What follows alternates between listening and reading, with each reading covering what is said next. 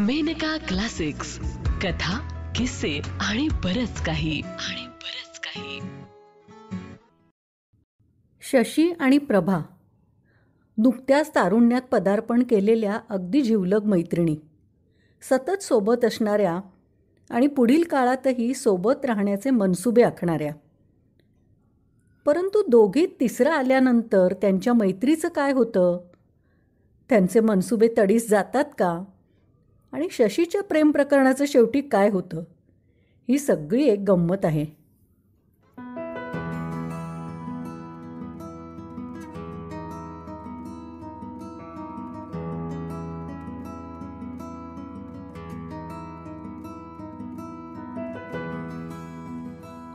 कथा तडप ये दिन रात की.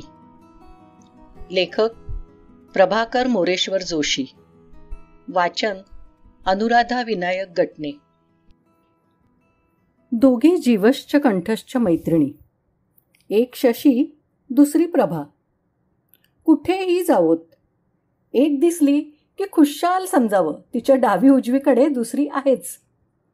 शाळेपासूनची मैत्री, घर एकाच पेठेत, कॉलेज आणि कॉलेजचं वर्ष एकच, त्यामुळे अंतर पडण्याचं कोणतंही तांत्रिक कारण नाही. गप्पा व्हायच्या. शशी म्हणायची, प्रभे, आपली दोस्ती अशीच कायम ठेवायची हं, अगदी पक्की. मला तर बाई तुझ्याशिवाय करमायचंच नाही. हो, अगदी माझ्या मनातलं बोललीस बघ. मी सुद्धा असंच ठरवलंय. माझं जरी लग्न झालं, म्हणजे काय होणारच ते. तिला खरं म्हणायचं असतं, माझं जेव्हा लग्न होईल तरी मैत्री तोडणार नाही. गावी असलेलं स्थळ मुळी पाहायचंच नाही. अगं, ते आपल्या हातातलं का आहे? नानांनी आणलं स्थळ तर तू काय परगावचं म्हणून नाकारणार? आता इथला कोणी ठोंब्या गाठलास तर. प्रभे, गप हां, जास्त फाजीलपणा नकोय. मी कशाला कुणाला गाठायला जाते? येईल गरज असेल तर. आणि समजा स्थळ आणलंच तर साफ पसंत नाही म्हणून कळवायचं. मग ते तर आपल्या हातात आहे ना. हां, हे छान आहे. आणि बरं का प्रभे, लग्न झालं ना तरी आपली भेट झाली की सगळं सांगायचं बरं का एकमेकींना. नाहीतर लगेच आडपडदे टाकायला सुरुवात करशील. सगळं. जास्त हलकटपणा नकोय ग. अगं, सगळं म्हणजे सांगण्याजोगं सगळं. भांडण झालं, रुसवा झाला, गंमत झाली, अडचण आली, संकट आलं, तरी प्रत्येकात मी तरी सल्ला घेणार. अशा स्वरूपाचं संभाषण अधूनमधून तरी व्हायचंच. अधिक तपशील मी तुमच्यासारख्यांना काय सांगणार. कॉलेजचं पहिलं वर्ष दाट मैत्रीत जातं. कॉलेजभर ज्या अनेक अभेद्य जोड्यांच्या नावे पोरं खडे फोडत असतात, त्यात याही जोडीच्या नावे फोडले जातात. साहजिकच आहे. मन कुणावर जडावं याला काही बंधन नाही. पण उपयोग काय? दरवेळी आपली अडचण हजरच सोबत. एकटीला कशी गाठणार? सहज भासवून ठरवलेलं वाक्य बोलणार कशी? सापळा लावणार कसा? जाऊ द्या झालं. त्यातूनही तुम्ही नाना युक्त्या करून अशा जोड्या हिकमतीने फोडता हे आम्हाला माहिती आहे. तर पहिलं वर्ष गेलं, दुसरं वर्ष सुरू झालं. या पहिल्या वर्षात अशा काही फुटक्या जोड्या शशीलाही दिसतात. ती मनात विचार करते, छे, हे काही बरोबर नाही त्या शरदिनीचं. त्या हेमंत ठकारच्या नादी लागून हिने जिवलग मैत्रिणीला सोडलं. हा शुद्ध कृतघ्नपणा आहे. छे, आपण नाही असं करणार. आणि मग एक दिवस उजाडतो, तसा नेहमीसारखाच दिवस. पण काय त्या दिवशी होतं की घाईघाईने लायब्ररी बंद होईल म्हणून शशी उजव्या बाजूनी वळते. तो नेमकी धडक. ती सुद्धा एका पोराच्या सायकलला. चूक आपली आहे हे लक्षात येऊन शशी म्हणते, सॉरी हां, घाईत होते म्हणून रॉंग साईडनं वळले. मग तो म्हणतो, नेव्हर माइंड, मला काही तितकंसं लागलं नाही. तुम्हाला काही त्रास नाही ना झाला? इत्यादी इत्यादी. आणि मग कारणाकारणाने अपघाताचे ओळखीत रूपांतर होते. ओळख आणि अपघात याचं जुनं पुराणं नातं आहे.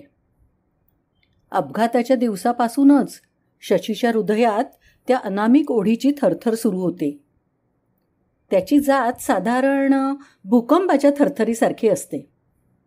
प्रथम काय होतंय तेच कळत नाही, मग जे काय होतंय ते थरथर आहे एवढंच कळतं. पण ती थरथर कसली आहे? बस जोरात गेल्यामुळे, की रिक्षा किंवा ट्रक सुरू झाल्यामुळे, की आणखी कशामुळे? आणि जेव्हा कळतं की हा भूकंप आहे, तेव्हा बहुतेक पडझडीला सुरुवात झालेली असते. नेमकं तसंच शशीचं होतं. भूकंप आहे हे निदान लवकर तरी कळलं.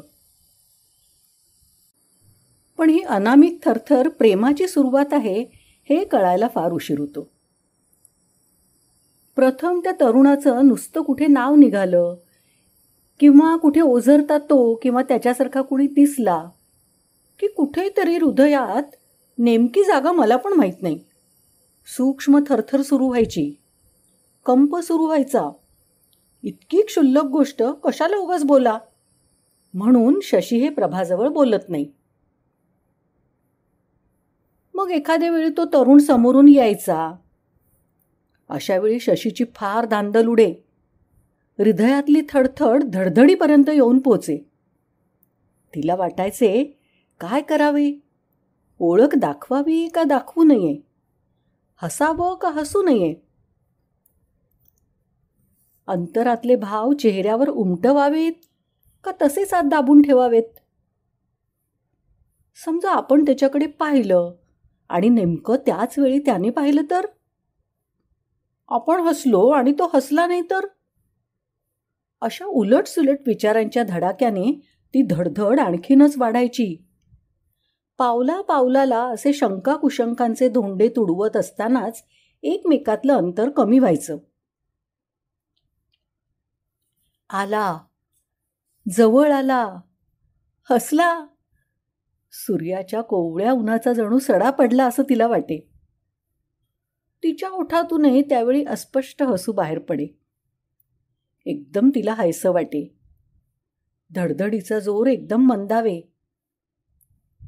उकळत्या दुधाची अस्वस्थ लाट क्षणाक्षणाला वर येत असताना त्यावर थंड पाण्याचा शिडकावा करून गॅस बंद केला की त्या दुधातली सगळी अस्वस्थता कशी क्षणात पालटते, स्थिर स्थावर होते.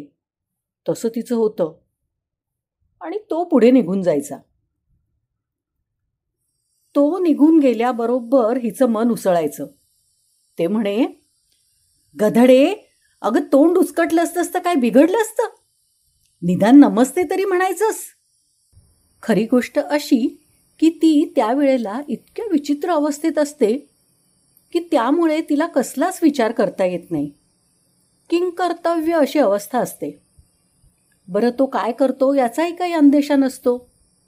मग काय ठरवणार काय? आणि अचानक ती हसल्याने केवळ हसण्याचे प्रत्युत्तर देण्याव्यतिरिक्त शुद्ध हिच्या मनाला नसतेच. आणि ही चुटपुट ती पुन्हा भेटेपर्यंत तशीच चुटपुटत राहते. आता तो भेटला की काय वाटेल ते झालं तरी बोलायचंच, असा दृढनिश्चय देखील मनातल्या मनात पक्का होतो. एकाच गावातले, बरं चोरून छपून, कान टवकारून, भिंतीला काच लावून, प्रत्येकाची दुसऱ्याची जुजबी माहिती, जाण्या येण्याच्या वाटेत, फिरण्याची ठिकाणे इत्यादी तपशील नोंदवून घेतलेला असतोच. बऱ्याच दिवसात गाठ पडली नाही की आतून, म्हणजे नेमकं कुठून तेही मला ठाऊक नाही, आतून आज्ञा निघते, अन जरा सकाळी कलाभारतीच्या बाजूला जाऊया, बहुतेक भेटेल. आणि त्या निमित्ताने त्या रस्त्याला चक्रा सुरू होतात. या रस्त्याला नाही भेटली तर दुसऱ्या सर्व वाटा तुडवल्या जातात. आणि मग एके दिवशी वेळ येते ती, ऐन गर्दीत समोरासमोर भेट. बापरे, शशीच्या पायात गोळेच येतात. ती म्हणते, इतक्या गर्दीत बोलायचं नको बाई. मग गर्दी संपण्याची वाट पाहत रेंगाळत पावले पडतात. मग विचार सुरू होतात, त्याने आपल्याला पाहिलं का? समजा पाहिलं असलं तरी त्याला तर कसं हटकणार? आपली चोरी उघडकीला येईल. बरं, उलट फिरावं तर लोकांना संशय, आणि त्याला वाटेल काय मुलगी आहे, तरुणाला भेटण्यासाठी चक्रा मारतीये. आणि या विचारासरशी शशी पावलं चटचट उचलणार इतक्यात मागून हाक ऐकू येते, का हो, कुणीकडे निघालात, वगैरे वगैरे. तो धीर देणारा दुर्मिळ आवाज ऐकल्याबरोबर इतका वेळ उचलून धरलेलं हृदय बदकन खाली, बहुतेक श्वासपटलावर पडतं. यावेळी खरं म्हणजे बोलायची चांगली संधी आलेली असते. पण काय विचारावं, कोणती गोष्ट विचारली असता बरं दिसेल, त्याला आवडेल की नाही, या विचारात गुरफटलेली असतानाच तोंडाला येतील ती उत्तरं अर्ध्या मुर्ध्या शब्दात देते. झालं, मुलाखत संपते. तो जातो आणि पुन्हा मनात मारामाऱ्या सुरू होतात. मूर्ख, बेअक्कल, चांगला भेटला आपणहून तर जर पापण्या उचलून मनभर पाहायचंच तरी त्याला.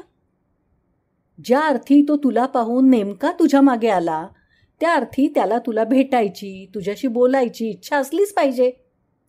असं असून तू अशी वेंधळी कशी वागलीस ग?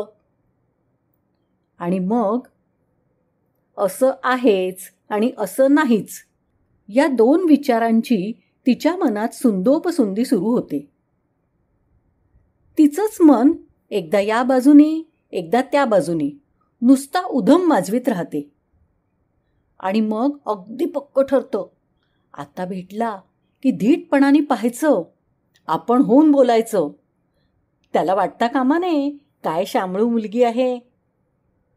हा ठराव मात्र अगदी पक्का पास होतो. पुढच्या वेळची गाठ जरा उशिराने पडते, पण ती नेमकी समोरासमोर बसमध्ये. किती बरं वाटतं. अख्खी 15 मिनिटं निर्वेध गाठ. आणि त्या कल्पनेनीच तिची जी काय तारांबळ उडते, त्यात पहिले रचलेले सगळे मनसुबे, सगळे शब्द, सगळे इरादे, सगळ्यांची रचना उसकटून जाते. आयत्या वेळी हाती काही सापडत नाही. मग वेळ कशी तरी साजरी केली जाते. अगदी उदाहरणच द्यायचं झालं तर असं की एखादा नवा प्रवासी प्रवासाला निघाला की तो सोयीची गाडी पाहून ठेवतो, तिकिटाची व्यवस्था करतो आणि रिझर्व्ह डबे कुठे येतात, साधारण कोणत्या डब्यात अधिक जागा मिळेल. मग गाडी आली की दरवाजातून जायचं का खिडकीतून. इंजिन दिसायला लागलं की बॅग उचलायची. पहिले 2 डबे गेले की पुढे जायचं. रिकामी जागा दिसली की बॅग प्रथम तिथे टाकायची आणि मग आपण घुसायचं. असं सगळं काही पक्क ठरवतो. पुन्हा एकदा गाडी प्लॅटफॉर्मवर बरोबर आहे ना याची खात्री करून घेऊन प्लॅटफॉर्मवर येतो आणि गाडी येते. आणि गाडी येण्याची वेळ होते न होते तोच लाऊडस्पीकरवरून ट्रॅक एंगेज असल्याने गाडी नेहमीच्या प्लॅटफॉर्मऐवजी शेवटच्या प्लॅटफॉर्मवर येईल असा सुसंदेश ऐकल्यानंतर मग पळता प्लॅटफॉर्म थोडा होतो. पूर्वनियोजनाचा पुरता धुव्वा उडतो आणि गाडी सुटता सुटता कुठल्या तरी डब्यात अधांतरी उभे राहावे लागते. बस अगदी असंच. अशा वेळी घाईघाईने प्रथम ओळखीचे भाव चेहऱ्यावर उठतात. त्याचं रूपांतर आपुलकीच्या भावात होतं आणि मग अनुरक्त भाव अंगभर पसरतात. आता थांबावं की नाही ही स्थिती नसते. बोलणं सुरू होतं. 2-4 सलग वाक्य, सलगीने केलेले हास्य विनोद, इतका कार्यक्रम पार पडायला लागतो. तेव्हा शशीला वाटतं, वा, आपण खूप बोललो हां. आणि अशा सुखद अवस्थेत असतानाच तो त्याच्या स्टॉपवर उतरून जातो. पुन्हा एकदा शशीच्या मनात खडाजंगी सुरू होते. खरंच तू अगदी बिंडोक आणि बावळट आहेस. आपण आपल्याला जितक्या शिव्या देतो तितक्या आपण शत्रूकडूनच काय, पण लहानपणी मास्तरकडूनही खात नसू. एवढी अक्कल नाही होय तुला? तो कोण, कुठला, काय करतो, काही देखील विचारलं नाहीस.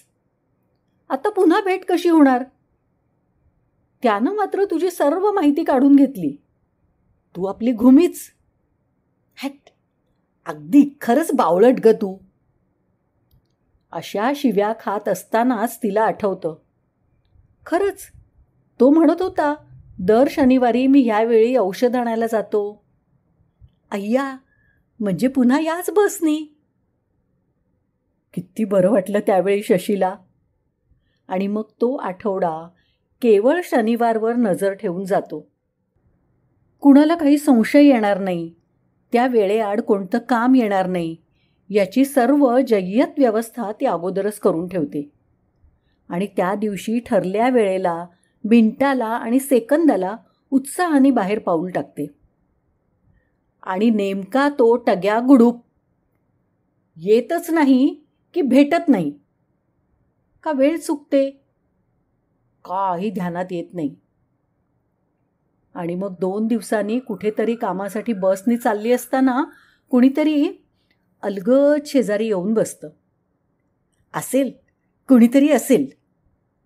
अशा निर्लेप अवस्थेत असताना तो अलगद पर्सला बोट लावून विचारतो, घाईच्या कामाला निघालेल्या दिसताय. अंगावर एकदम कशाचा तरी वर्षाव झाल्यासारखं शशीला होतं. तो वर्षाव मऊ मुलायम मोगऱ्याच्या फुलांचा असतो. मग शरीराचे सर्व आखडून धरलेले स्नायू हळूहळू सैल होतात. कटाक्षाने राखलेलं एक बोट अंतर जातं. आपल्या खांद्यावरच्या पदराला त्याच्या शर्टाच्या बाहीचा स्पर्श होतो आहे हे शशीला डोळ्याच्या कोपऱ्यातून दिसतं. हे प्रकरण नवीनच उपटलं. शशीच्या काळजात काही विचित्र कळ उठत असते.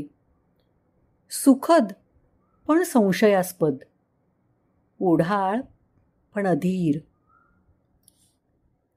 खरं तर तो काही स्पर्श नसतो. स्पर्शाचा केवळ आभास असतो. स्पर्शाची शक्यता असते. पण त्या निकटपणाच्या जाणीवेने अंगावर शहारे येऊ लागतात. अंग न चोरावे तर कोण काय म्हणेल याचे बोचकारे. चोरावे तर मनाकडून थप्पड. अशा दुहेरी कात्रीत शशी असते. जरा काही मांडीला दाटसर लागलं की हृदयाला कुणीतरी ढकलल्यासारखं वाटतं. आता हा स्पर्श किती दाटतोय असं वाटून जरा तिकडे शशीची नजर जाते तेव्हा लक्षात येतं की तो दाट स्पर्श त्याच्या हातातल्या मासिकाचा आहे. केवढ्यांदा शशी श्वास सोडते, ओझं उतरल्यागत, पण त्यात विषादही भरपूर असतो.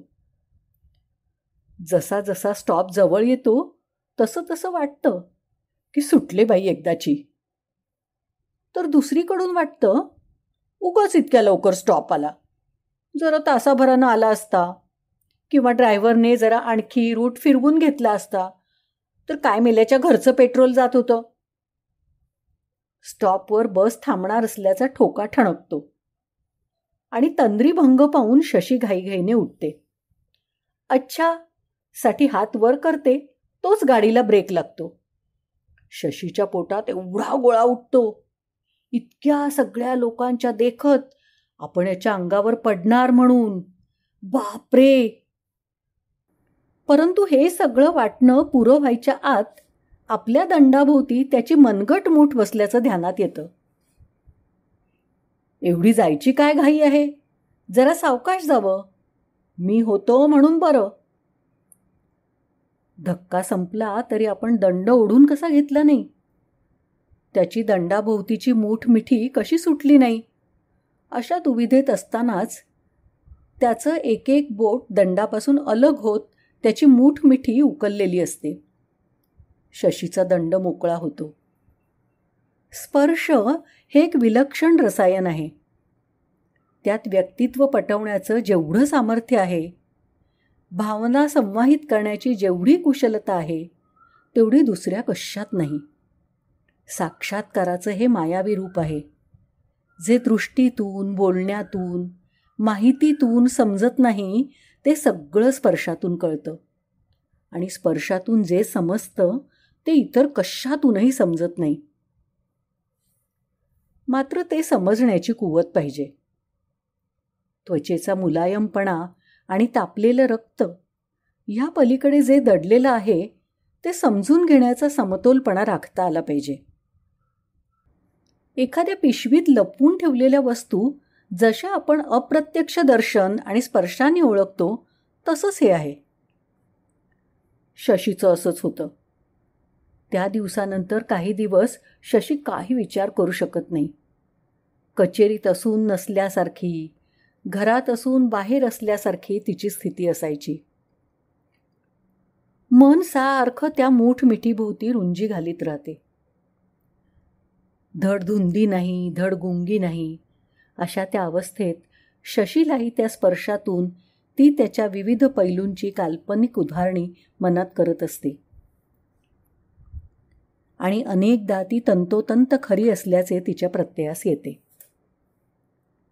आता मनातल्या मारामारीचे स्वरूप बदलते. तिचा प्रकार बदलतो. एकतर ही वादावादी एकतर्फी व्हायला लागते. मूठ मिठीची थप्पड जिरत नाही, पण वर्मी बसलेली असते.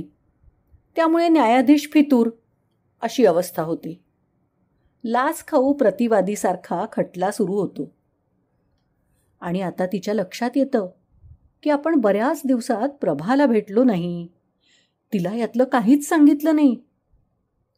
का बरं असं झालं? यावर शशी विचार करते. आता कामच इतकी मागे लागली आहेत की खरं म्हणजे मुद्दाम जायला वेळच होत नाही. आता तिची आपोआप पूर्वीसारखी गाठ तरी कुठे पडते. मी इकडे अशी नोकरीत. खरं सांग, कशात अडकली आहेस?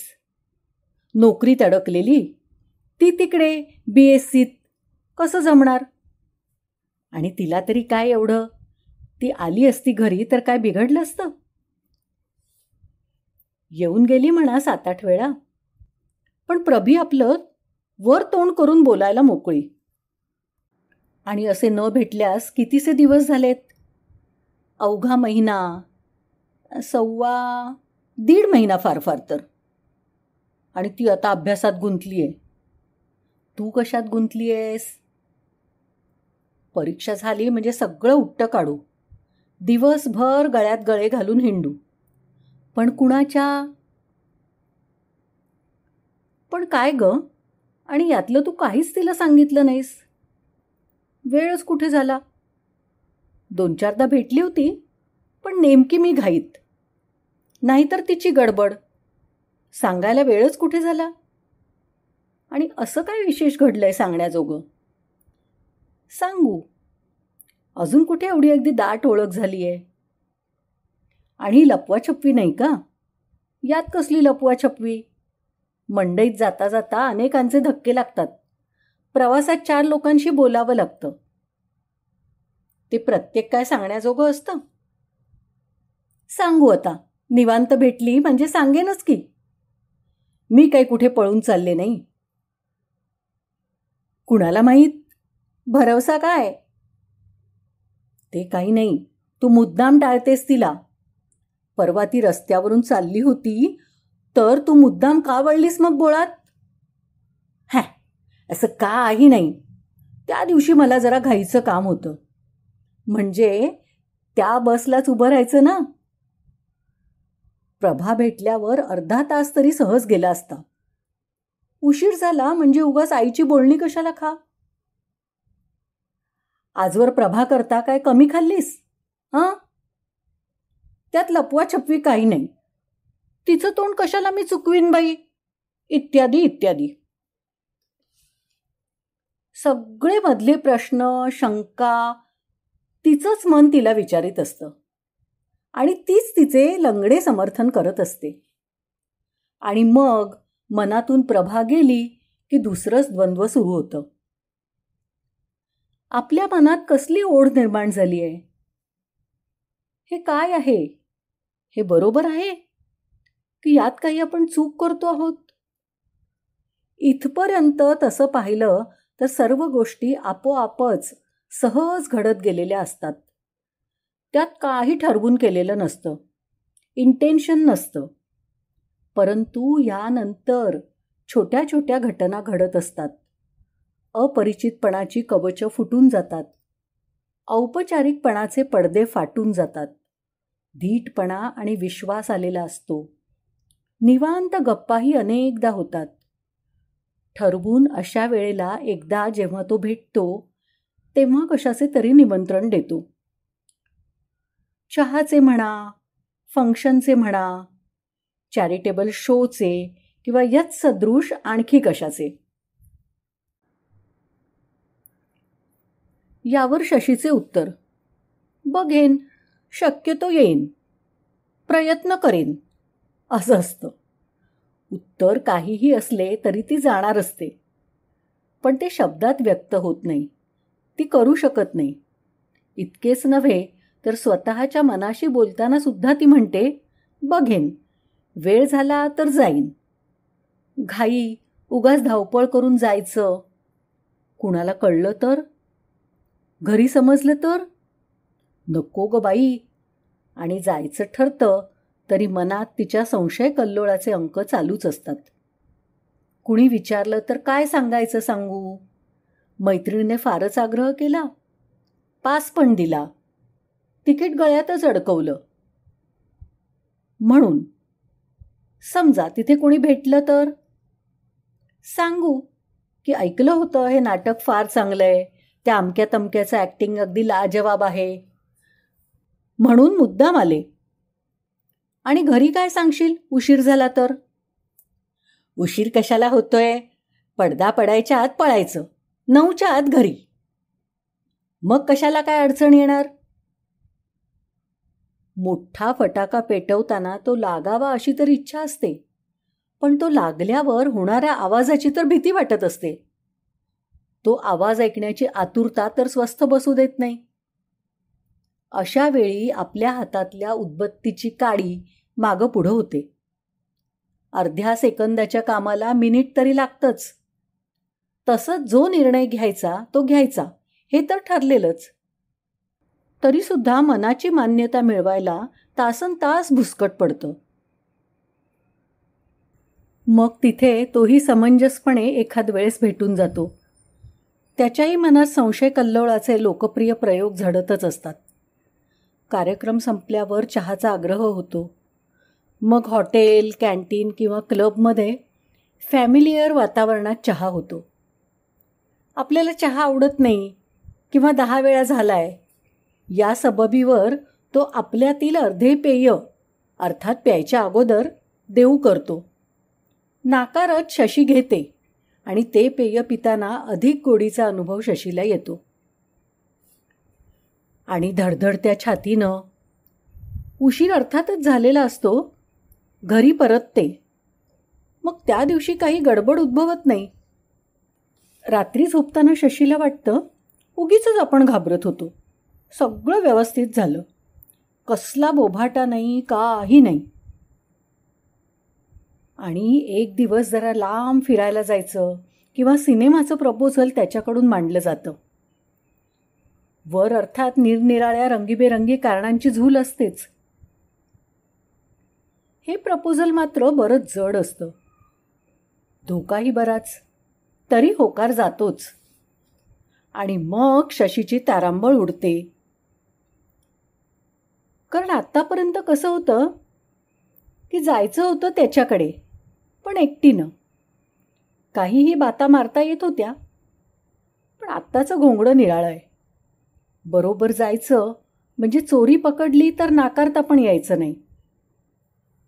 अगदी रेड हँडेड आरोपीच्या पिंजऱ्यात उभं राहायची पाळी. मग सालडीच निघायची. तिचे विचार सुरू होतात. काय करावं? आणि असं जाणं चांगलं का? आपण करतोय ते बरोबर की चूक? कुणी बरोबर जाताना किंवा बसलेलं किंवा थिएटरमध्ये पाहिलं तर काय म्हणतील? मग घरी काय सांगायचं? दुसरं मन म्हणे, त्यात काय, यात आपण काय चोरून जातोय? आता यापेक्षा आणखी चोरून ते काय असणार? यात गैर ते काय? किती आग्रहाने आणि प्रेमाने बोलवतोय, नाही गेलं तर काय किंमत करील तो आपली? किती सज्जन आहे, वागणूक तरी किती सालस. किंवा असं केलं तर, असा रस्ता शोधून काढू आणि असं थिएटर शोधून काढू की जिथं ओळखीचं कोणी भेटणंच शक्य नाही. मग तर काहीच अडचण नाही. आणि मग 4 दिवस अगोदरपासून शशी घरात आरडाओरडा सुरू करते. गुरुवारी माझ्या एका मैत्रिणीनं असा असा प्रोग्राम अरेंज केलाय किंवा आर्ट सर्कलची मीटिंग आहे, यावेळी गेलं नाही तर सिलेक्शन विसराच. आणि किती वेळ लागेल काही भरोसा नाही. कसे नंबर घेतात कुणास ठाऊक. घ्या, सगळ्याची सोय झाली की नाही. आणि मग ठरल्या दिवशी शशी जामानिमा करून निघते. आणि जणू आपण अचानक इकडे आलो आहोत आणि दैववशात हा भेटला असा आविर्भाव तिच्या चेहऱ्यावर. असे करकरीत भाव ताणून धरीत पहिली 4 औपचारिक वाक्ये सलामी दाखल घडतात. आणि मग योग्य रस्त्याची आणि योग्य थिएटरची निवड संमत होते. त्याचबरोबर पडणाऱ्या प्रत्येक पावलाबरोबर शशीचं हृदय लुटुक लुटुक उडत असतं. जरा ओळखीचा चेहरा दिसला की हृदय थांबतंच. दोघातलं अंतर एकदम वाढतं. जणू काही अनोळखीपणा पसरतो. आणि येणारी व्यक्ती मुळीच ओळखीची नाही हे लक्षात आल्यावर शशी मनात चरफडते आणि मनात म्हणते, शी, उगाच आपण घाबरून दूर झालो. या फिरण्यात आणि सिनेमात निकटपणा दाट होता. दाट सहवासात धुंदीचे रसायन आणि गुंगीचे सारण अगदी असली असते. त्यामुळे तिची अवस्था 4 अंगुळे वर चालल्यासारखे होते. इतर कसलेही विचार मनात नसतात. लपंडाव सुरू असतो. भीत भीत शिवाशिव चालू असते. जे काही घडते आहे ते काय आहे असं आपल्याला अधांतरी का वाटतंय? याचं नेमकं कारण काय? आणि जर बरं असेल तर ही अनामिक भीती का भेडसावत आहे? का बोचकारते आहे? ही जात का नाही? अशा प्रश्नचिन्हांचा नाद चालू असतो. जसजशा भेटी वारंवार घडत जातात तसतसा संकोच कमी होत जातो. भेटीतल्या चोरटेपणाविषयीचे दडपण आणि चुरचूर कमी कमी होत जाते. मनाला एक धीर येतो. शशीच्या घरातलं वातावरणच हल्ली बिघडलंय. तिच्या एवढ्याशा चुकीवर सुद्धा आई किती कातावते. दादा तर टपलेलाच असतो वाकडं बोलायला. आणि बाबांना लेकीच्या सुखदुःखात लक्ष घालायला वेळच नसतो. काहीतरी कारणाने एके दिवशी अगदी कहर होतो. तिला घरात राहणं अगदी नकोसं होतं. इतके सगळेजण टोचून बोलतात. परवापर्यंत गोडीने बोलणारी माणसं आज आपल्याशी असं का बोलतायत? कसली आडी त्यांनी धरली आहे? तिला काही समजत नाही. ती विचार करते. बरं, सांगणार तरी कुणाला? कोण सहानुभूतीने ऐकून घेणार? घरचे तर सगळे कसे कातावलेले. प्रभीची तर किती दिवसात गाठ नाही. आणि नेमक्या अशा दिवशी संध्याकाळी अचानक तो हटकतो. शशी पाहते आणि एकदम थंड गुलाबपणाचा शिडकावा झाल्यासारखं वाटतं तिला. त्याला वेळ आहे की नाही हे पाहण्या इतकीही शुद्धी तिला राहत नाही. ती त्याला गावाबाहेरच्या बागेत घेऊन जाते. वेळ उशिरा संध्याकाळची. निवांत वेळ, निशंक वातावरण, बऱ्याच दिवसानंतर आणि अचानक पडलेली गाठभेट. प्रथम काही वेळ नुसताच जातो. नंतर मग बोलणं सुरू होतं. पण त्याच्या लक्षात येतं आजची शशी काही निराळी आहे. मोकळेपणी बोलत नाही. उत्साह विरला आहे. तो शशीला खोदून खोदून विचारतो. मग शशी सगळं सांगते. हल्ली नाहीतरी आई माझ्यावर फारच कावते, सारखी चिडचिड करते. जरा कुठे निघालं की लगेच विचारते, कुठे निघालीस? कुणाकडे चाललीस? केव्हा येणार आहेस? काय काय आहे नाना विचारणा. मला तर वीट आलाय. मी काय कैदी आहे का डाकू चोर आहे? आणि इतक्यात तिला अचानक आठवतं की आज सर्वांनी मिळून डायनिंग टेबलची पॅटर्न्स पाहायला जायचं ठरलंय. आणि आपण नाही गेलो तर शंख होणार, सगळे अगदी फाडून खाणार. आपल्याला उत्तर काहीच देता येणार नाही. आपल्याच पसंतीने ते घ्यायचंय. बापरे, तिचे पाय लटलट कापायला लागतात. काय उत्तर द्यायचं? या भानगडीत हे लफडं उघडकीला आलं तर मग संपलंच. आणि नकळत तिचे डोळे डबडबून येतात.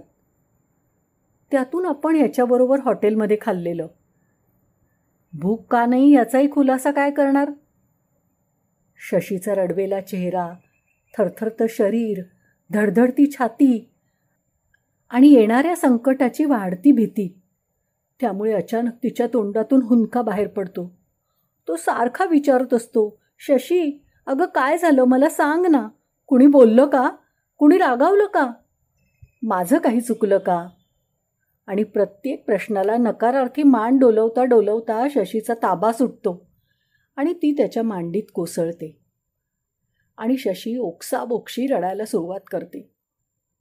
आणि मग त्या अर्धशुद्ध अवस्थेत तिला कळतं की त्यांनी आपल्याला हाताने जवळ ओढलंय आणि आपल्या मस्तकावरून, कुंतलावरून, पाठीवरून तो विश्वासपूर्ण हात फिरवतोय आणि म्हणतो आहे, काय संकट, अडचण, पंचाईत आहे ती मला सांग. त्याच्या शब्दांनी शशीला धीर येतो. तिच्या रडण्यामागची भीती कमी होते, हुंदक्यांचा जोर कमी होतो आणि तो आपल्या पाठीभोवती हात घालून दंड धरून मांडीवरून वर उचलतो.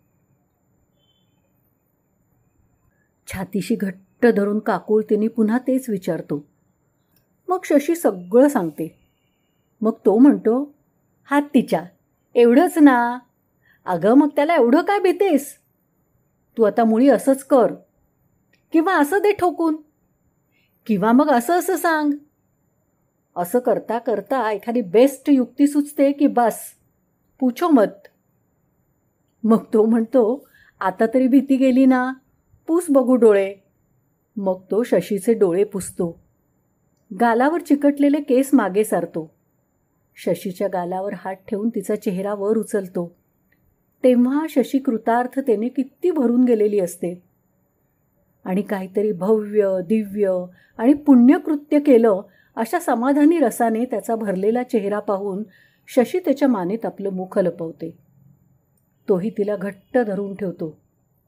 किती बरं वाटतं त्यावेळी तिला. जेव्हा तिचे डोळे उघडतात तेव्हा अंधार दाटलेला पाहून, अंधार केव्हाच दाटलेला असतो आत्ता त्यांना समजतं. दचकल्यासारखं करून शशी दूर सरकल्यासारखं करते आणि मग जड पावलांनी पुन्हा पुन्हा मागे पाहत शशी घरचा रस्ता धरते. आल्यानंतर प्रश्नांचा भडीमार होतो. घरी कोण कोण मैत्रिणी येऊन गेल्या ते कळतं. किती, कोण, कितपत आणि कोणत्या दिशेने रागवली आहे हे समजल्यावर मग सावकाश ती जुळवून संशय न येईल अशी कारण मालिका एक एक करत सरकवून देते.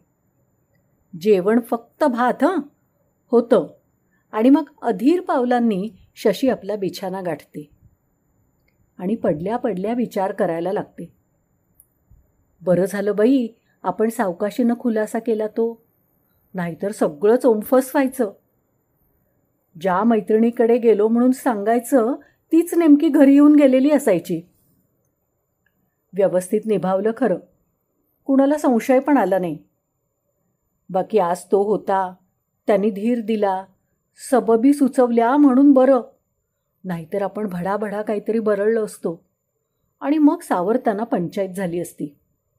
कसं मोकळं मोकळं वाटतंय आता. आज तर काय तो भेटला नसता तर विचार करकरून डोकं फुटायची पाळी आली असती. पण काल संध्याकाळपासून असं वाटत होतं की आज शरद भेटेल तर बरं होईल. आणि तो भेटला. तो ओलसर श्यामल काळ, ते अर्थगूढ वातावरण आणि मनात संकटाचे हे डोंगर उभे. काय घाबरलो होतो आपण, कशी सुटका होणार म्हणून बाई. पण बरं झालं त्यांनी आपली अगदी छान युक्ती सांगितली. नाहीतर आपली काही ही नव्हती, म्हणजे धडगत. छे, त्याच्याशिवाय आपलं काही जमणार नाही बाई. भेटायला जरा उशीर झाला तर कसं अगदी भकास मिलांकली वाटतं. का बरं असं वाटतं? त्याच्याशिवाय जगात काय कुणीच नाही आपलं. आई वडील दादा प्रभा आहेत, सगळी आहेत. पण अडचण करणारे सगळे. अडचणीच्या वेळी कोणी उपयोगी पडतं का? शरद भेटला म्हणजे कसा वेळ जातो समजतच नाही. संध्याकाळी 6-6:30ला भेटला आणि जरा कुठे 4 वाक्य बोलून निघावं म्हटलं तर आपले 8-8:30 वाजलेले असतात. गप्पा मारायला भरपूर वेळ मिळावा म्हणून अगदी दुपारी जावं आणि निघताना अंधारलेलं असतं. पुन्हा कितीतरी गप्पा राहिलेल्याच असतात. मुद्द्याच्या गोष्टीसुद्धा राहून जातात. काही वेळेला असं वाटतं काही नाही, त्याच्या घरीच जाऊन राहावं. बापरे, म्हणजे हे जे काय आहे ते हॅटहॅट भलतंच काहीतरी. उगाच आपलं वाटतं ते तसलं काही नाही. पण दाट विश्वास वाटतो, विरंगुळा वाटतो. पण आपण शरद पुढे इतक्या मोकळेपणाने कसं काय बोलतो? आपल्याला संकोच लाज कशी काय वाटली नाही? आणि सरळ आपण त्याच्या मांडीवर डोकं ठेवून रडलो कसे? आणि मग त्याने आपल्याला जवळ घेतलं, आपल्या गालावर बोट ठेवून आपलं मुख वर केलं, तरी आपण काहीच कसा प्रतिकार केला नाही. त्याचे इतके कसे स्वाधीन झालो? साधं चालताना आपण कुणाचा धक्का लागेल असं वाटलं तर आपलं अंग चोरतो. आणि आपण सरळ आपण होऊन त्याच्या आलिंगनात. छाछा, काहीतरीच काय, असलं काही नाही हे, उगाच आपलं. मी खरंच त्यावेळी इतकी दुःखात होते. कुणाचा तरी आधार हवाच होता. स्वतः तर तोल सावरायच्या देखील मनस्थितीत नव्हते. म्हणून शरदनी फक्त आपल्याला सावरलं. असं का? त्यापेक्षा आणखी दुसरी कुठली मिठी काढलीस? सरळ सरळ त्याच्या मिठीत शिरलीस, त्याच्या आलिंगनात सामील झालीस. हेच ते आलिंगन, हीच ती मिठी, हेच ते प्रेम. हाच तो प्रेमाचा सैतान जो एकदा मानगुटीला बसला की तो माणसाला हव्वा तसा नाचवतो. त्यापासून सुटका होणे नाही. आणि यावर छे, हे तसं नव्हेच, असलं मुळीच काही नाही, उगाच माझ्यावर काहीतरी कांगावा लोटतोयस, असा विचार करत करतच तिला झोप लागते. झोपताना देखील त्यानं यावं अशा मनोमन आळवण्याकरीतच ती झोपेच्या अधीन होते. आणि मग तो दिवस उजाडतो. तसा तो दिवस अचानकच उजाडतो. नवीन साडी खरेदी करायला शशी जाते. अगदी मनपसंत साडी मिळते. हे बहुधा क्वचितच घडतं. तिला ती इतकी आवडते. ती जवळच मैत्रिणीकडे जाते. लगेच साडी नेसते. जुनी साडी प्लॅस्टिकच्या पिशवीत घालते आणि साडीच्या नव्या नादात गुंग असतानाच कोणीतरी असा मुद्दाम आवाज काढलेला तिला ऐकू येतो. म्हणून फटकन काहीतरी बोलायला वर पाहते. तो शरद. तो वर बोलावतो. ती वर जाते. तोपर्यंत शरदनं येऊन दार उघडलेलं असतं. ती आत जाते. तो दार लावतो. मागे वळतो तेव्हा शशी आरशात बघून कुंतल नीट करीत असते. शरद तिच्या मागे येऊन उभा राहतो. म्हणतो, मार्वलस शशी, ही साडी तुला इतकी खुलून दिसते की बस. साडीतला मध्ये मध्ये असलेला गुलाबी रंग गुपचूप तिच्या गालात लपून बसतो. मग ती साडी कशी केवढ्याला घेतली, किती दुकानदारांना सतावलं, सगळं सांगते. पुन्हा तो म्हणतो, शशी, तू आज खरंच किती सुंदर दिसतेस. मघाशी गालात लपून बसलेला रंग गालावर पसरायला लागतो. जीभ जड होते. शशीचं मस्तक किंचित झुकतं. तो म्हणतो, ए, जरा इकडे ये, वर बघ ना. अलगद पावला दीड पावलात ती त्याच्या निकट येते. किंचित चेहरा वर करते. घाबरलेला चेहरा, पाणसर डोळे, ओठांची जागच्या जागी चुळबुळ. इच्छा खूप, पण शब्दांसाठी ओठ हलायला तयार नाहीत. शरद अलगद तिचा बाहू आपल्या हातात घेतो आणि आपल्या खांद्यावर ठेवतो. काय होतं कुणास ठाऊक. शशी यंत्रासारखा आपला दुसरा बाहू त्याच्या दुसऱ्या खांद्यावर ठेवते. आणि मग शशीला जाणवतं की शरदनी आपला हात आपल्या पाठीवर ठेवला आहे. निम्मी बोटं ब्लाऊजवर आहेत. निम्मी ब्लाऊजच्या तळपट्टीच्या खाली गेल्याने प्रत्यक्ष नितळ पाठपट्टीला लागली आहेत. आणि दोघातलं अंतर कमी होत आहे. आता हे तो हाताने आपल्याला ओढतो आहे म्हणून कमी होत आहे, का आपलं शरीर कणाकणाने पुढे पुढे झेपावतंय म्हणून, ते काही तिला कळत नाही. श्वास उच्छ्वास सुरू होतो. बोलावं असं खूप वाटतं, काहीतरी म्हणावं. पण काय हे, नको ना, या पलीकडे शब्द फुटत नाहीत. आपण एका उभ्या भांड्यात उभ्या आहोत आणि कुणीतरी फेसाळणाऱ्या गरम पाण्याचा नळ धो धो सोडलाय आणि त्यामुळे पायांपासून इंचांनी हळूहळू ते उसळत फेसाळत मस्ती करणारं गरम पाणी कशालाही न जुमानता कसं वरवर येतंय, तसं काहीसं तिला वाटलं. काहीतरी तळ पायापासून गरम गरम उसळतं फेसाळतं वर येतंय असं तिला वाटलं. नेहमी संथपणाने वाहणारं रक्तच फेसाळतं झालंय का असं तिला वाटलं. ऊर धपापत असतो. क्षणाक्षणाला श्वास रोखण्याचा प्रयत्न ती करत असते, पण त्यामुळे श्वास आणिकच उथळ होत असतो. इतक्यात घोगऱ्या आणि थरथरत्या आवाजात तिला शरदच्या तोंडून हाक ऐकू येते, शशी. ती हाक ऐकल्याबरोबर शशी उत्तर द्यायचा प्रयत्न करते, पण तोंडून शब्द फुटत नाही. एकतर ती पुटपुटते ते तोंडातल्या तोंडातच राहतं आणि त्याच वेळी शरदच्या हाताचा विळखा शशीच्या नवीन साडीने वेढल्या गेलेल्या कोमल शरीराभोवती पडतो. कोणतंही कारण नसताना घडलेली ती जवळीक, मिठीत जाणवणारं प्रेमाचं स्वरूप, घडणाऱ्या गोष्टीतला थरथरपणा, त्यामुळे तिच्या शरीराला एक प्रकारचा कंप सुटतो. ओठाला आणि घशाला कोरड पडते आणि त्याच वेळी शरीर भराभर रोमांचांनी फुलून येतं. कुठे आणि कसकशी आपली काया फुलवते आहे काही कळतच नाही. रसरसलेल्या शेगडीवर पोह्याचा पापड टाकला की क्षणार्धात त्याच्यावर अगणित बारीक बारीक फुगे फुलतात. नेमके ते फुगे फुलायला कुठून आणि कशी सुरुवात होते कुणा अन्नपूर्णेला ते सांगता येतं. तसंच. आणि हळूहळू आपल्या भोवतीची मिठी आपल्याला वरवर उडते आहे असं तिच्या लक्षात येतं. आता आणखी याच्या मनात काय आहे असं काहीतरी मनात येऊन शरीरातली अकल्पनीय लहर दौडून जाते न जाते तोच आपण होऊन ही आपल्या टाचा वर उचलते.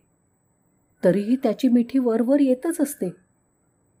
म्हणून शशी आणखी आपलं शरीर वर उचलण्याचा प्रयत्न करते, तर शरीर वर उचललंच जात नाही, कारण तिचे पाय जमिनीपासून सुटलेले असतात. आणि त्याच क्षणी तिला समजतं की पहिल्या दिवसापासून आपण जे नाकारीत आलो तेच हे प्रेम. प्रेयसी आणि प्रियकराचं जे मिळावं म्हणून लाखो जीव या दुनियेत आशेने फिरत असतात, ज्यासाठी वाटेल ते सोसायची आणि सोडायची तयारी असते, तेच हे. आपलं मन लाख नाकारीत असलं तरी याची जात तीच आहे. म्हणूनच आपण प्रत्येक गोष्ट इतरांपासून लपवीत आलो. प्रत्यक्ष प्रभीपासून सुद्धा आपण हे लपवलं आणि तिच्यापासून दुरावलो देखील. हेच ते प्रेम, ज्याचे पोवाडे गाता गाता मी म्हणणारे शाहीर थकले. युगं बदलली, युवक बदलले, काळ बदलला, कल्पना बदलल्या, जुना जमाना गुजरला, कोत्या कल्पना कोलमडल्या, पात्र बदलली, प्रवासी बदलले, व्यक्ती आणि अभिव्यक्तीचा कस बदलला, पण हा प्रेमाचा प्रवाह खळाळता चालूच राहिला. या रस्त्यावर कुणी आपली पावलं उमटवून गेले, काही कहाण्या कोरून गेले, कुणी आदर्श उमटवून गेले, कुणी समाधानाने प्रेमात न्हावून गुपचूप नांदून गेले. कुणी अशा भरल्या डोळ्यांनी प्रेमाच्या उद्भवाची वाट पाहत पाहत थकून गेले. कुणी त्या प्रेमात प्रवाहाला अडवायचा प्रयत्न केला, पण कुणी त्याला अडवू शकले नाहीत, शकणार नाहीत. कारण ही सनातन ओढ आहे. आपल्यावर भाग्यानं कृपा केली आहे असं शशीला त्या दिवसापासून वाटू लागलं. त्यामुळे ती एका तंद्रीत असायची. पण अजून प्रेमाचा कस लागायचा होता. परीक्षा व्हायची होती. प्रेमाची पुरती किंमत अजून चुकवली जायची होती. जसजसा विश्वास येत गेला तसतसे शशी प्रच्छन्नपणे शरद बरोबर हिंडू लागली. आता कुणाची भीती आहे? आम्ही एकमेकांबरोबर लग्नाच्या आणाशपथा, म्हणजे त्या दिवशी केलं त्याच आणाशपथा घेतल्या आहेत. आता काय म्हणून चोरायचं? मग दोघंही हे विसरतात की लग्न जमवण्यासाठी आई आणि बाप या नावाची दोन नात्यातली माणसं असतात आणि त्यांची संमती नसेल तर एकूण काय आपलं प्रेम जमणं कठीणच असतं. मध्यंतरीच्या काळात जरी शशी आपल्या मैत्रिणींना चुकवून अनेक गोष्टी करीत असली तरी संशय यायचा थोडाच राहणार. नेहमी आपल्यात राहणारी, खिदळणारी, प्रभीचा पदर धरून फिरणारी शशी क्वचितच दिसते. दिसली तरी आपल्याच तंद्रीत असते. मग हळूहळू कारणं शोधायला सुरुवात होते आणि कुठून तरी कुणीतरी सनसनाटी बातमी आणतं, शशीला मी त्या तमक्याबरोबर फिरताना पाहिले, किंवा शशी आणि कुणी एक टग्या कमला नेहरू पार्कमधून उशिरा येताना मी ह्या डोळ्यांनी पाहिलंय, इत्यादी इत्यादी. गवगवा सुरू होतो. शशी जायला लागली की नेत्रपल्लवी फुलारते. तिच्या पाठी जिभा चुरू चुरू बोलायला लागतात. हसते परहसते शशीच्या घरच्या मेंबर्सपर्यंत ह्या डांबरी फटाक्याच्या वाती येऊन भिडतात. अण्णांचे हितचिंतक, आईच्या साळकाया आणि दादाचे टोळभैरव ही सगळी मंडळी हा उद्योग हितचिंतनाच्या नावाखाली करत असतात. तोवर निसटती कुजबूज आईवडिलांच्या कानावर आलेली असते. पण ते म्हणत असतात, हॅट, आपली शशी असली नाहीच. हे लोकच खवट, यांना नसत्या खोट्या उचापती हव्या असतात. पण शेवटी एक दिवस भडका उडतोच. मग जे काय नाटकाचे अंक होतात ते विचारू नका. हा प्रयोग अनेक वार होऊनही अद्यापही लोकप्रियता टिकवून आहे. प्रेक्षकही तिकीट लावून आल्यासारखे आग्रहाने डोक डोकावून आणि फाड फाडून, कान टवटवकारून हे सांगायचं राहिलंच बरं का, पाहत असतात. शशी म्हणते, लोक महाकुचाळ असतात. त्यांना हे असले धंदे कोणी सांगितले? आम्ही फिरायला गेलो तर यांच्या बापाचं काय गेलं? आणि 2-4 वेळा गेलो जर फिरायला तर एवढी बोंबाबोंब करायची आणि रान उठवायची काय घाई? यांना कुणाचं बरं बघवत नाही, दृष्टीच बिघडलेली. असा आरडाओरडा करतील की जसं काही या सगळ्याच पोरांना मीच नादी लावलंय. घरी सगळा भडका उडालेला असतोच. शशी त्यात चांगली खमंग भाजून निघते. बाहेरचे सर्व कार्यक्रम रद्द होतात. जवळजवळ नजरकैद आणि स्थानबद्धता सुरू होते. काय करणार काय? गाठ कशी पडणार?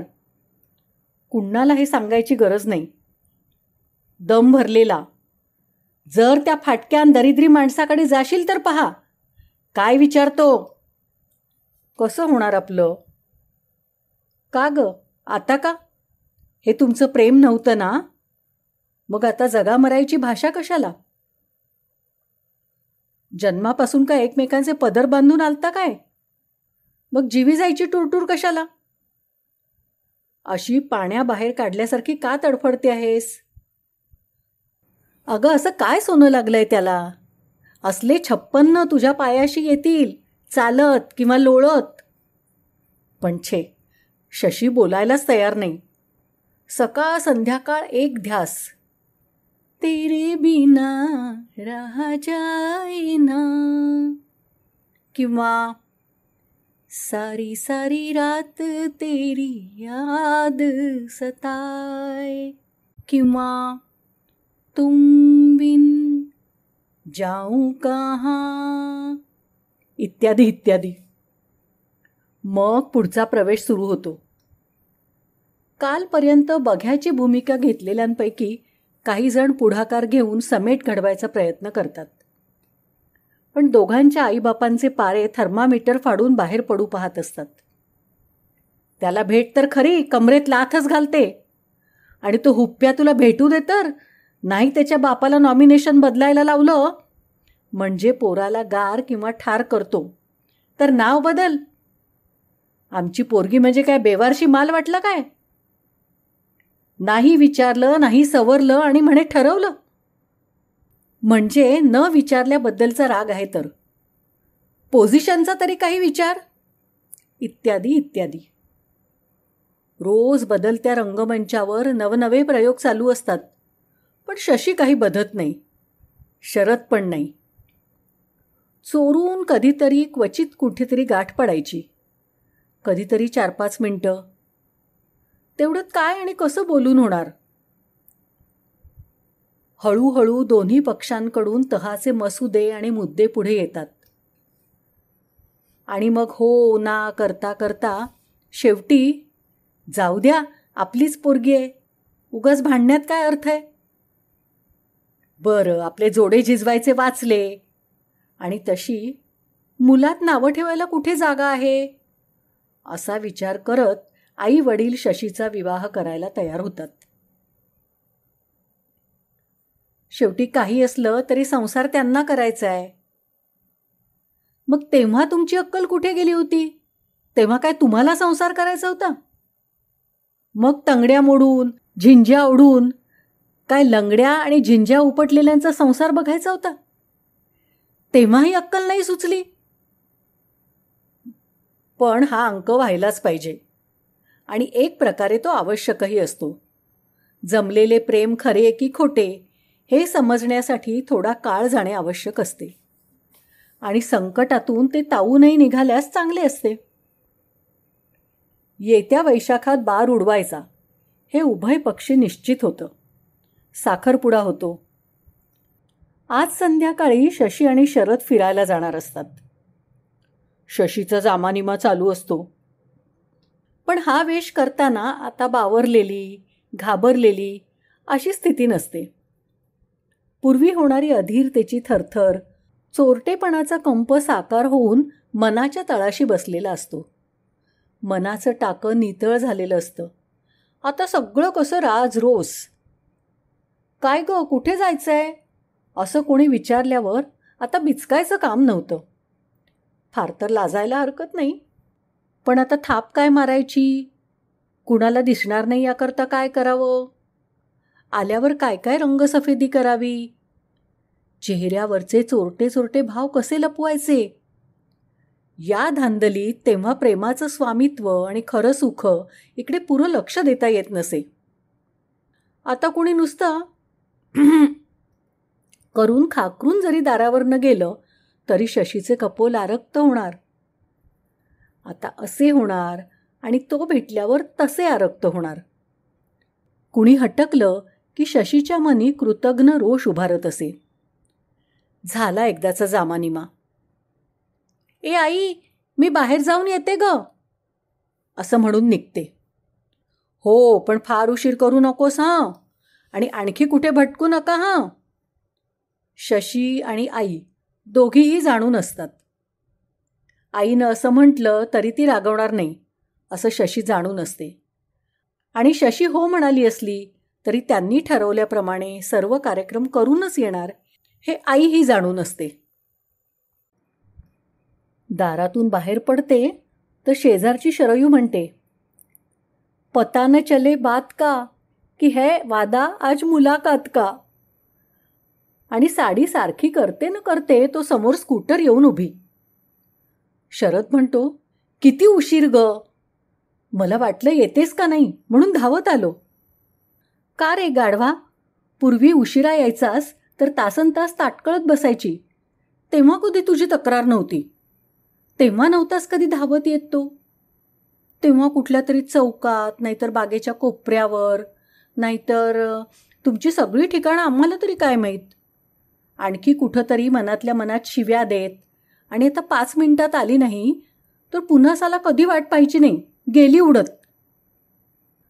तिला एवढं हे तर आम्हालाही काही आहेच का नाही, असं म्हणत चरफडत पण बसत होतास ना. मग आज ही उताविळी आणि अधिकारवाणी कुठून आली?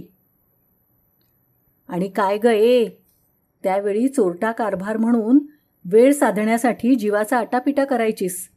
वेळी धोका पत्करूनही, पण तू वेळ चुकू नये म्हणून प्रयत्न करायचीस. आणि आता इतका उशीर लावतेस. पण आता खाक्या बदलला.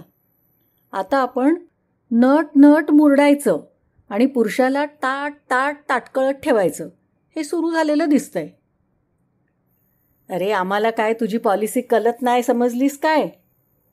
अरे आम्ही पण 12 गावचे पाणी प्यालेले आहोत, कशाला खोट्या थापा मारतेस? नाही रे, अगदी मी इतकी घाई केली रे, पण मेल्या शरयूनी घोटाळा केला. मारा थापा, पण त्याला आम्हाला नको. आम्हाला अंदरकी भात ठाऊक आहे, म्हणे मेल्या शरयूनं घोटाळा केला. कोणी काही केलं नाही, शरयूने फशी पाडलं नाही, काही नाही. आता तुला माहीत आहे की जातो कुठे, झक्कत बसेल वाट बघत. असो. मग सगळ्यांच्या देखत हातात हात घालून शशी निघते. पूर्वी ज्या सर्वांच्या नजरा चुकवून शशी जायची, त्या सर्वांच्या डोळ्यासमोर आता कुणाच्या बापाची भीती आहे, ऐटीच जाते. फिरणं होतं, मग थिएटर. पूर्वी थिएटरवर जायचं म्हणजे काय काय हिकमती कराव्या लागायच्या. बिळातून बाहेर पडणारा उंदीर कसा क्षणाक्षणाला बिचकत असतो, तसं सारखी धुगधुगी. कुणी आलंय का, कुणी बघतंय का. मग एकानी ह्या दारानी, एकानी त्या दारानी, इत्यादी. इंटरव्हलला 2 जगातून दोघं आल्यासारखा चेहरा. पण आता कसं, ऐटीत खांद्याला धक्के देत बाल्कनीच्या पायऱ्या शशी चढते. सोयीस्कर जागा हेरून बसतात. प्रथम उसळत्या उत्साहाच्या गप्पा, कदाचित मागच्या समरप्रसंगांची उजळणी. भारतीय समाचार चित्र संपतं. पातळ सारखं करून शशी थोडी डाव्या कडेला सरकते. सिनेमाचे टायटल्स झळकतात. अंगावरून कोणीतरी सुळसुळीत रेशमाचे धागे नेल्यासारखं वाटतं. कारण सिनेमा अस्सल शोधून काढलेला असतो, हे तिलाही माहीत असतं. पण वरवर दाखवायचं, माझं काय बाई, तू म्हणशील त्याला जाऊ, असा भोळा बालक भाव. शशी खुर्चीवर हात ठेवते. त्यापूर्वी शरदचा हात असतोच. बोटात बोटं मिसळतात. ती विचार करते, आता काय आश्चर्य पहा, स्पर्श झाल्याबरोबर शशीच्या मनावरून मोराचं पीस जरूर फिरतं. पूर्वी कसं धडधड, धुडधूड, गुरगुर, थरथरी एकवटून यायच्या. हृदय अधांतरी आहे असं वाटायचं. आत्तासुद्धा या स्पर्शात एक सुखद पण जीवघेणी ओढ आहे. पण त्यातले अनामिक भीतीचे तणावे पार तुटलेत. खुर्ची पाठीमागून त्यांनी खांद्यावर हात ठेवला. पुन्हा दुसरी विजेची लहर चमकून गेली. पण त्यातही अस्वस्थता नाही, अनामिक भीती नाही. पूर्वी जसजसा त्याचा स्पर्श दाट होत जायचा, तशा अनामिक अस्वस्थतेच्या आकर्षण मिश्रित लाटा हृदयावर सारख्या धडका देत राहायच्या. सारखी भीती वाटायची, यात आपण बुडून तर नाही जाणार. पण आत्ताही तेच होणार आहे. पण आता त्यात बुडायची, मरायची असं अभद्र काही राहिलेलं नाही. आता ओढ वाढत जाणार हे खरं असलं तरी त्यात आपली सुखद विरघळ होणार आहे हा दिलासा असतो. आणि त्या विरघळीची ओढ ही मागच्या ओढीच्या अधिक स्थिर, दाट आणि शांत आहे. सिनेमा संपेपर्यंत मन कसं भरत आलेलं असतं. निवांत बाग. तो विचारतो, मला जन्मभर विसरणार नाहीस ना? त्यावर शशी म्हणते, असं रे काय बोलतोस? असं वाटतं कसं तुला? अशानं मी तुझ्याशी मुळीच बोलणार नाही. हा कृतक राग त्याच्या छातीवर मस्तक टेकताच नाहीसा होतो. पुरुषाला पुढे जायची घाई असते. पुरुष म्हणजे असा असतो की त्याला दम नसतो. स्त्रीला निवेपर्यंत दम निघत नसेल तर पुरुषाला शिजेपर्यंत देखील दम निघत नाही. स्त्रीचं तसं नसतं. पूर्वसंस्कार, स्त्री म्हणून असणाऱ्या मर्यादा, बंधन, लज्जा यामुळे ती पुरुषाला उत्साही उसळती साथ अशा वेळेला देऊ शकत नाही. होकारापुढे झुकणारी नाईलाजी तटस्थता अशी स्त्रीची अवस्था त्यावेळी होते. शशीचीही तशीच अवस्था असते. लग्न ठरतं, तिथी ठरते. आता सगळ्या सख्या हात धुवून घेत असतात. आम्हाला वाटलं नव्हतं बाई शशे, तू इतकी असशील म्हणून. बोल बोल म्हणता चांगलं कूळ गाठलं. काय न कशी भुरळ घातलीस ग तू? पोरांशी नुसतं बोलायला घाबरणारी गोगलगाय तू. इतकी पुढे कशी गेलीस ग? अगं गोगलगाय ती पोटातले पाय काढून तुरुतुरू गेली. कुठच्या कुठे, आणि आम्ही बसलोय गळ टाकून. अजून कुणी लागला नाही गळाला. यावर हास्याचा खळखळाट. ए आता पुरे ग, किती छळाल तिला? उद्योगधंदा नाही का दुसरा? जरा इतर गप्पा मारा. पण कुठल्याही मुद्द्यावर गप्पा सुरू झाल्या तरी त्या याच मुद्द्यावर येऊन ठरत. लोहचुंबकाभोवती पण त्याला न लागता टाचणी फिरवायचा कितीही प्रयत्न केला तरी ती पुन्हा पुन्हा चुंबकाला जाऊन चिकटतेच. तसं मग लग्न थाटामाटात आणि कौतुकात. आता संध्याकाळी माहेर सोडून सासरी जायचं हे शशीच्या लक्षात येतं आणि ती केवढ्यांदा दचकते. शरद आणि त्याचं प्रेम या परिघाभोवती फिरताना हे आपल्या अजिबात कसं लक्षात आलं नाही? शशी अगदी गोरीमोरी होते. काय करावं? 18-20 वर्ष ज्या घरात ज्या माणसात काढली ते सगळं सोडायचं. जिनं आपल्याला खस्ता खाऊन वाढवलं, वेळ प्रसंगी वाकडंही बोलली ती आई. आपल्या कॉलेजसाठी आपले खर्च कमी करून पैशाची व्यवस्था करणारे, आमची शशी म्हणजे रत्न आहे रत्न असं म्हणणारे अण्णा. समजायला लागल्यापासून ज्याच्याशी भांडलो नाही असा दिवस गेला नाही. मला चिडवण्यात आणि वाकडं लावण्यात, पण आपला मार चुकावा म्हणून वेळ प्रसंगी खोटं बोलून पाठीशी घालणारा दादा. सगळ्यांना सोडून जायचं एका शरदसाठी. इथं मी खेळले, इथनं मी धडपडले, इथंच मला अनेक ठेचा लागल्या. कितीतरी पत्त्यांच्या मैफिलीच्या रात्री इथंच रंगवल्या. इथंच मी आडोशाला बसून अनेकदा रडलेली आणि हसलेली.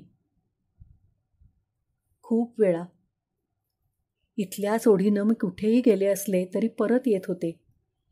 ते हे घरकुल, तेही सोडायचं. शशीच्या पायापासून ते मस्तकापर्यंत एक शिरशिरी चमकून गेली. आतून कड तयार होत होते. कणाकणानं वर येत होते. पोटात कुठेतरी गलबलत होतं. होणारं अटळ होतं. चुकवणं बरंही नव्हतं आणि खरंही नव्हतं अशी अवस्था झाली. आणि आता आपल्या आवडत्या लाडक्या मेजावर डोकं ठेवून स्फुंदून स्फुंदून रडायला लागली. इतकी वर्ष तिला आईकडून मिळालेल्या निर्व्याज्य प्रेमाची, वडिलांकडून मिळालेल्या भक्कम दिलाची, दादाच्या खोडकर कधी रडवणाऱ्या पण दाट प्रेमाची आणि त्या दगडमातीच्या घरानं दिलेल्या निर्हेतूक, अकृत्रिम आणि अपरंपार छायेची ती परत पावती होती. अश्रूंनी लिहिलेली, कधीही परत न येणाऱ्या भूतकाळाला केलेला तो कृतज्ञ मनाचा अभिषेक होता. आपल्या व्यक्तिमत्वाला घडवणाऱ्या, वाढवणाऱ्या, फुलवणाऱ्या व्यक्त आणि अव्यक्ताची ती मनोभावे पूजा होती. वेडे शशी, उठ. हिलाच जगरहाटी म्हणतात. सुख हे असंच दुःखाच्या गहिऱ्या पाण्यावर उभं असतं. मिलन सुख हे असंच वियोगाच्या आर्त हिंदोळ्यावर मजेत हेलकावे घेत असतं. कुणा सोनसाखळीच्या रक्ताची राख होते, तीच उद्याच्या सोनचाफ्याच्या फुलात सुवर्णरंगी प्रभा फाकवत वर येते. या उद्याच्या नवसुखात जन्म होणार आहे त्याच्या या सृजनकळा आहेत त्या. तुला उमद्या मनाने भोगायला पाहिजेत. असं का, याला मात्र उत्तर नाही. या जगात स्त्रीचा जन्मच मुळी याकरता आहे. जग जे उभं आहे ते स्त्री जात दुःखाच्या कळा आनंदी चेहऱ्याने गिळते आणि सोसते म्हणूनच. नाहीतर जिवंत राहते ना. ती ताकद दुसऱ्या कुणात नाही, त्रिखंड जिंकणाऱ्या पुरुषात सुद्धा. 14 चौकडी रावणाला हरवणाऱ्या रामात नाही. शेकडोशे पापाने भूमीला भार होणाऱ्या कौरवांच्या निप्पातात, सिंहकाय असणाऱ्या कृष्णात नाही, कुणात नाही. ते कसब कौसल्येत आहे, देवकीत आहे, यशोदेत आहे. स्त्रीचा जन्मच दुःख सोसण्यासाठी असतो. तिला पदर असतो तो डोळे पुसण्यासाठी. तिला हृदय असतं ते दुःखाने धडधडण्यासाठी. आणि तिला मन असतं ते वियोगाने फाटून जाण्यासाठी. हीच स्त्रीच्या जीवनाची जीवितरेषा आहे. तिच्या कर्तव्याचा हाच आराखडा आहे. रात्र उजाडली, जेवणं संपली. चेष्टा करून मैत्रिणींची तोंडं दुखून आली आहेत. सर्वजणी दुसरी कुणीतरी उठायचं, मैफल तोडायची वाट पाहत आहेत. मैफल रंगते आहे, कारण कातासारखा रंगणारा तर विषय आहे. मी त्या विषयाचा गाभा आहे. मला तर मेलीला उठता येत नाही, कारण मी जरा कसलीही हालचाल केली तरी मेल्या सगळ्या जणी माझ्यावर तुटून पडतायत. काही नाही केलं तरी माझ्यावरच घसरतायत. आता उठता का नाही गधड्यांनो, का एकाकीला कुंच्याने बडवू? अंत पाहतात मेल्या अगदी. थांबा, तुमची लग्न ठरू देत. नाही एकेकीला मेलीला पहाटेपर्यंत जागवलं तर नावाची काय बरं माझं नाव सुद्धा बदललं हो माझं.